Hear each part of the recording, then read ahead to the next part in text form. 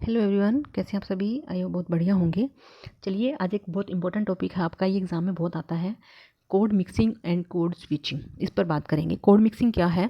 Code mixing का अर्थ है किसी एक वाक्य में या एक ही संवाद में या दो से अधिक भाषाओं के शब्दों का प्रयोग करना।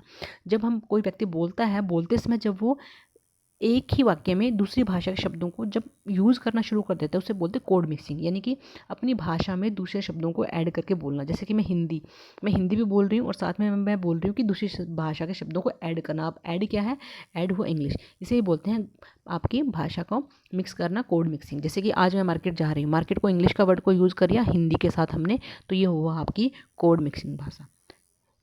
जैसे कि वो बहुत स्मार्ट है लेकिन थोड़ा कंफ्यूज्ड भी है। अब इसमें हम क्या कर रहे हैं, इंग्लिश के वर्ड्स को यूज़ कर रहे हैं। इसमें भाषा बदल नहीं जाती बल्कि दूसरी भाषा के शब्द सिर्फ लिए जाते हैं, उसे बोलते हैं कोड मिक्सिंग। अब कोड स्विचिंग क्या है।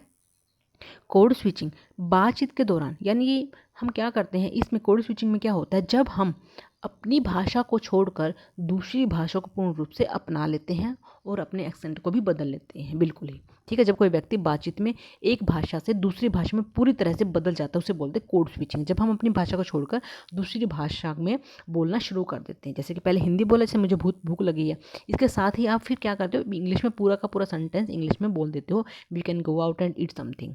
तो इस तरह से हम क्या करते हैं, इसमें अपनी भाषा के साथ बोलते बोलते जब हम दूसरी भाषा के वर्ड्स को पूरा एज इट इज़ यूज़ कर जाते हैं, दूसरी भाषा के शब्दों को यूज़ करना शुरू कर देते हैं, उसे बोलते हैं आपका कोड मिक्सिंग। ठीक है, तो बड़ा इंपॉर्टेंट टॉपिक है, ये भी आपके एग्जाम में बहुत आता है। एक है आपका ऋणात्मक बहुभाषावाद, नेगेटिव बाइलिंगुअलिज्म।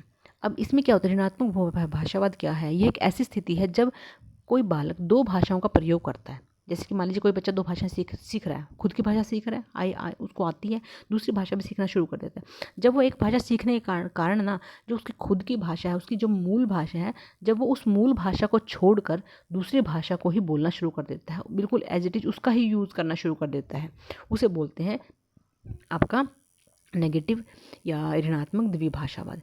ठीक है, जब बच्चा दूसरी भाषा के सीखते सीखते मातृभाषा को कमज़ोर समझने लग जाता है या उसको यूज नहीं करता, हिचक महसूस करता है।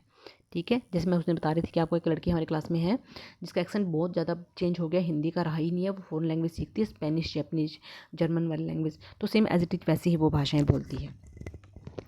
ठीक है, तो खुद को भाषा को दूसरी भाषा में सीखना, अपनी मातृभाषा में बदलाव कर लेना। डायलेक्ट के बारे में मैंने बात की थी। डायलेक्ट भी क्या होता है कि बोली होती है, स्थानीय और क्षेत्रीय बोली होती है जो एक भूभाग तक सीमित रहती है, एक समूह द्वारा बोली जाती है, उसे डायलेक्ट बोलते हैं। ठीक है, सरल भाषा में जब एक ही भाषा को अलग अलग जगहों पर थोड़े थोड़े अंदाज व शब्दों में बोला जाता है, उसे बोलते हैं डायलेक्ट। तो चलिए, ये था आज का आपका सेशन।